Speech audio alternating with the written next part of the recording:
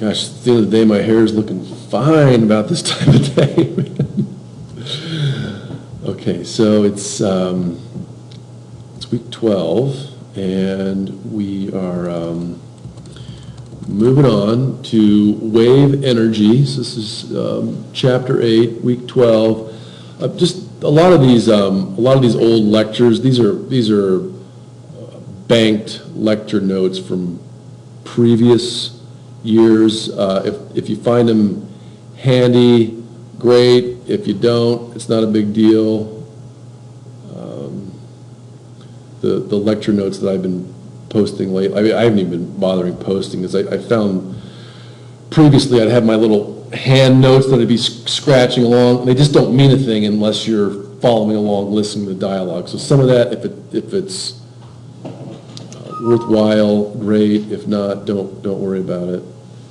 I'm going to make one little additional formatting change to the Moodle shell here. I'm just going to put a label in. I've been trying to make these shells look a little bit more uniform. I know that's makes them a little bit easier to read.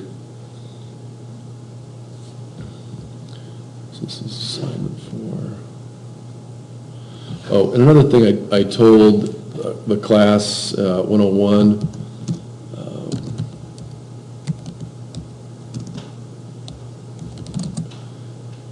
I told the other class, is that when you do your evaluations for the course, if you have something bad to say about the course or about me or about Tim or about the book or about anything or about Moodle, whatever, say something good too. There's got to be something good as well. My Shell Eco Marathon team last fall, I was going through my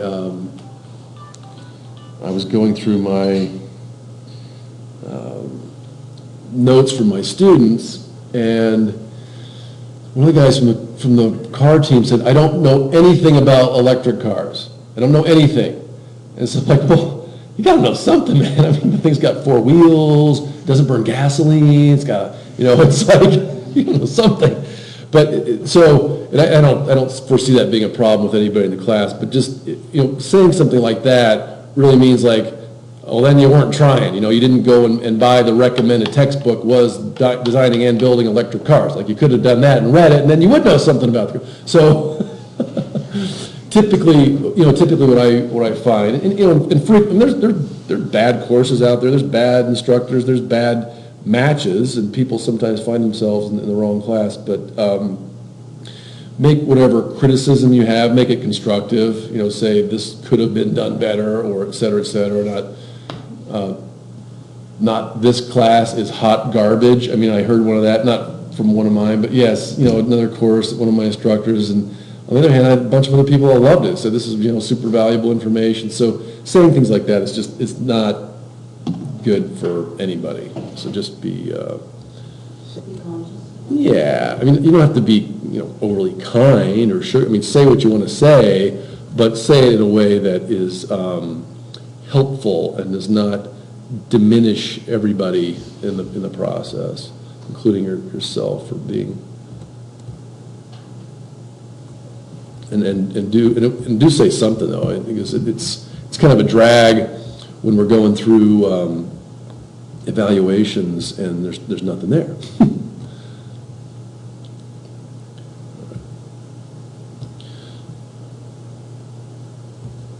Okay, and I will post new lecture notes at the end of the day. I'm going to hustle home tonight before the wind starts blowing, and I am expecting a phone call here from my son because I'm single dad for the time being. But let's get into chapter 8, wave power.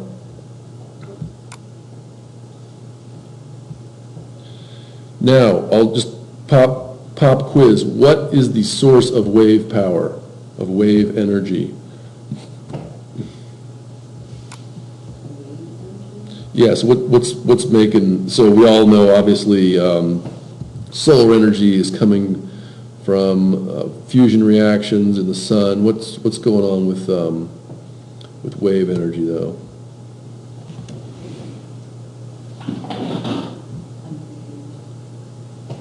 Well, what makes waves? I guess is my Sun on the question. moon, gravitational pull. Yeah, well, that's the subtlety I want to look into. So in the case of tidal energy, that's gravity. So that's the Earth orbiting the sun and the moon orbiting the Earth. In the case of wave energy, though, it's wind. It's what we're about to experience this evening at 60 to 70 miles per hour. Unless you're talking about tsunamis and we don't have energy technologies to capture tsunami energy, you know, the return on investment probably not so good. I mean, you could make something that's going to sit there for a few decades before a nice big juicy wave comes in, assuming you build it correctly at all and doesn't break. But wave energy is coming from the wind, and wind energy itself is coming from thermal gradients in the atmosphere. So from the sun, you know, so fundamentally, wave energy is solar energy. From I don't think there's really. I think there might be a little bit.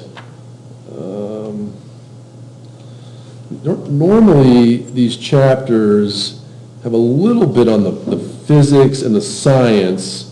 This one, there's a little bit of that in here, but it focuses also a lot on the technology.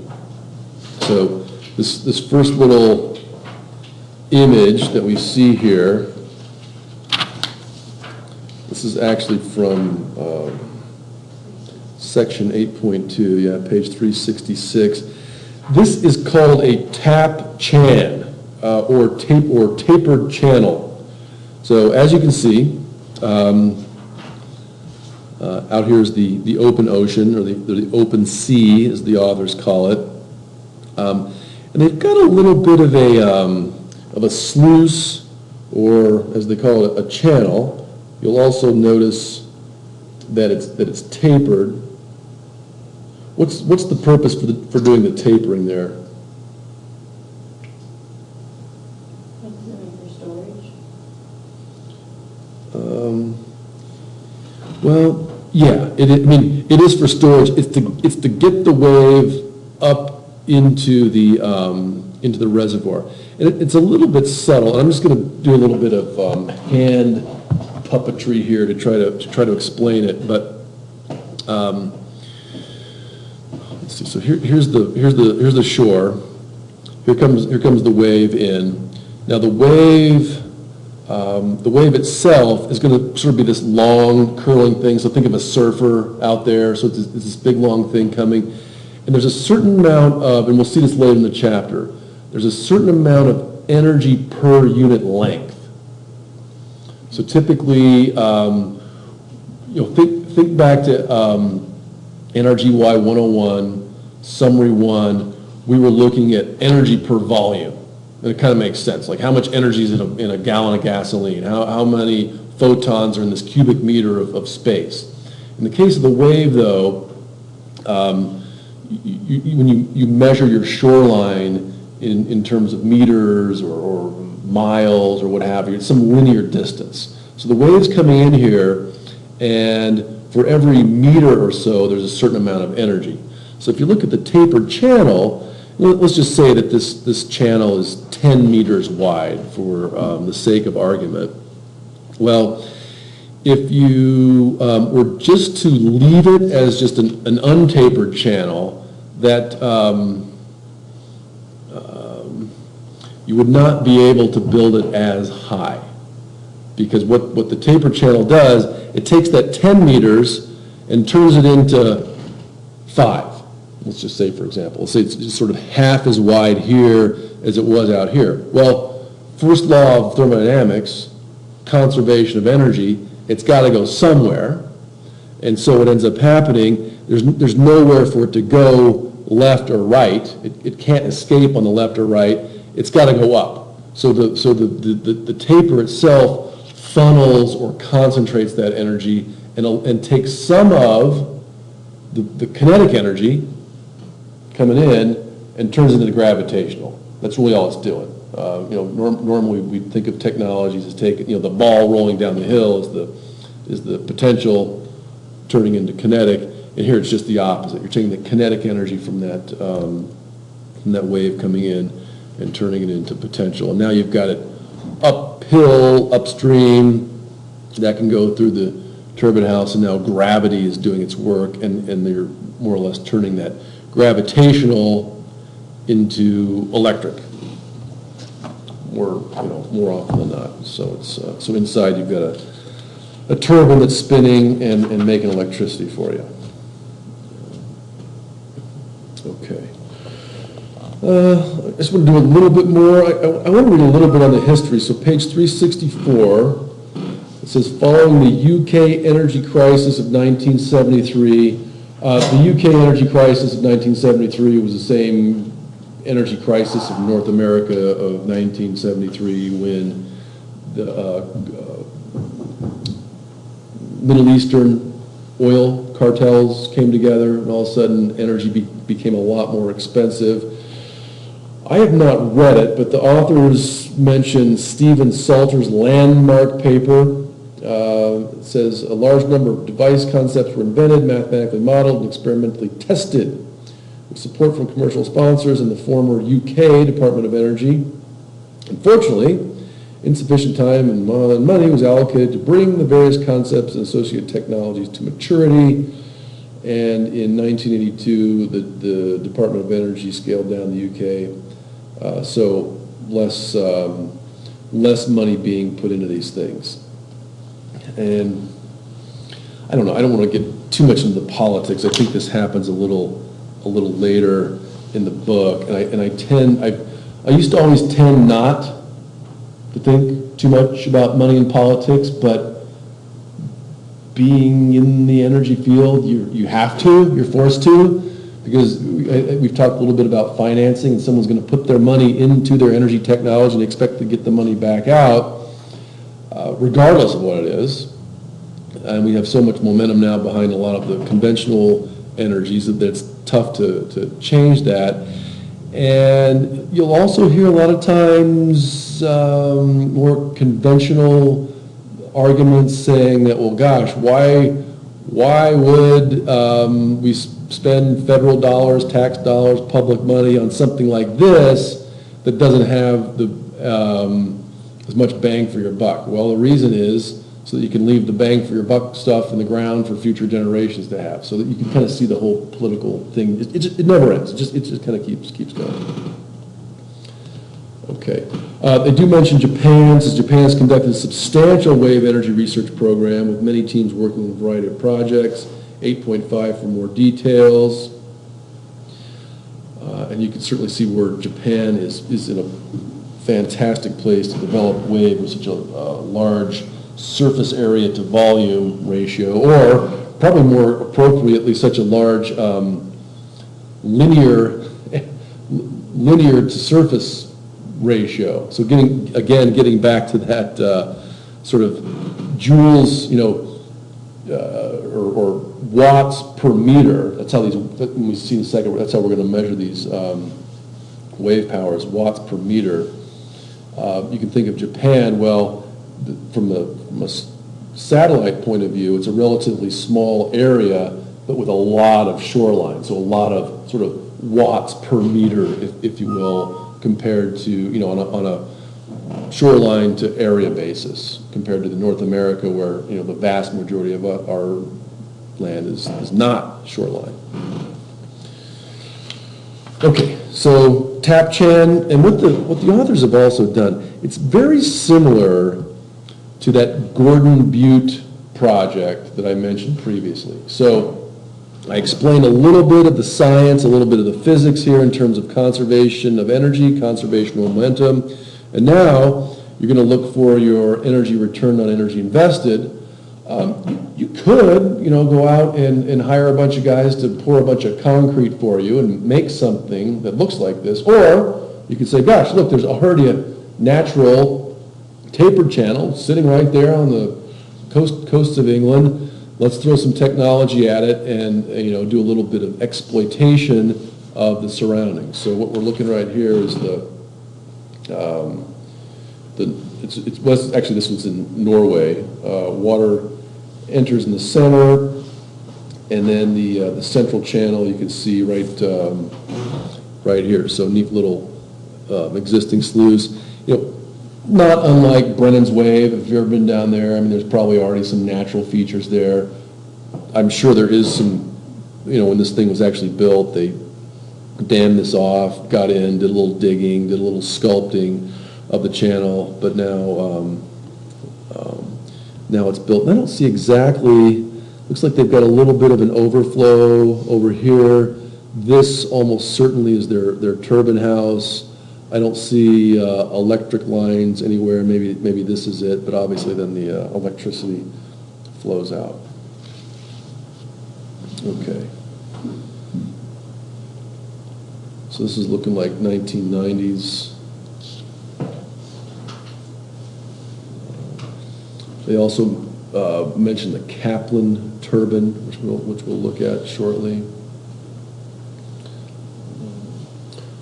Also, it says, I'm just going to read this last little bit, perhaps more than any other wave energy system, the tap chain approach can only be used in very particular places. There we go, we're looking at one of them. To be effective, it requires a good wave climate. So lots of waves coming in, very persistent, deep water, so you can get that buildup. And then a very small tidal range. So what they're looking for too is somewhere where the tide is not affecting the waves coming in. Because obviously if the tide goes out, you might still have waves, but they're not big enough to reach up into the channel, and you've got additional complexities. Maybe you build something that adjusts, but it becomes more technically challenging. Okay, and they do say this does exclude much of the UK, unfortunately, because it cannot necessarily operate 24 hours per day if there are a lot of tides. And it'd be really great to be somewhere close to the grid as well, right? So you can put the electricity. So kind of a special place. Okay, so that's one technology. Let's look at one more, and then I'll take a break.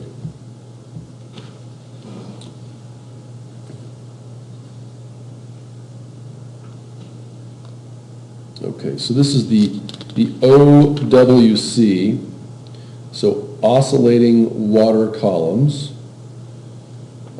mid-1980s. And so what they're looking for is mainly they say a cheap approach, locally available technology, a closed wedge-shaped channel.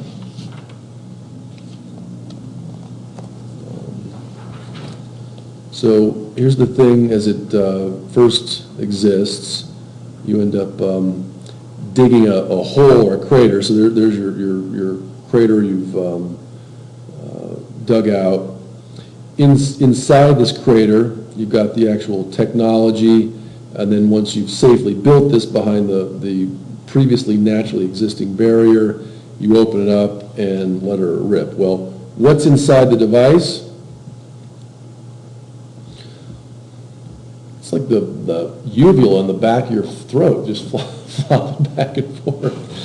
So, really, what's going on here? They've got a more or less a pressure vessel. So the water, obviously, is coming in, rocking this guy back and forth. As this rocks back and forth from the force of the waves, the water column inside, again, there's your sort of ramp, your conservation of energy, conservation of momentum, shoving this water column up and down.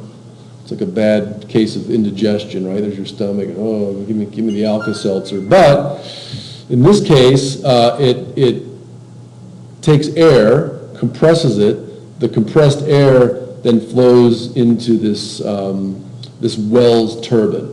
And the Wells turbine is going to spin. I think there's a shot of it here later in the book. It's going to spin in both directions. And I think we'll see it a little bit later in the chapter. Yeah, it's figure, if you want to turn ahead a little bit, it's figure 819, and it's kind of funky, but if you remember our wind turbine, yeah, 384, figure 819, that's a shot of the Wells turbine. If you look at it, it's, you're like, how the heck does that spin? Well, in fact, there is enough lift and drag, and the Wells turbine will spin equally well in either direction. So, it works when the waves are heading up, spins the turbine one direction, when they head down, spins the other one, then you've just got a rectifier on your electric circuit, and you make electricity from that guy spinning. Okay, so let's take a little break there. I gotta make a phone call, and we'll be right back.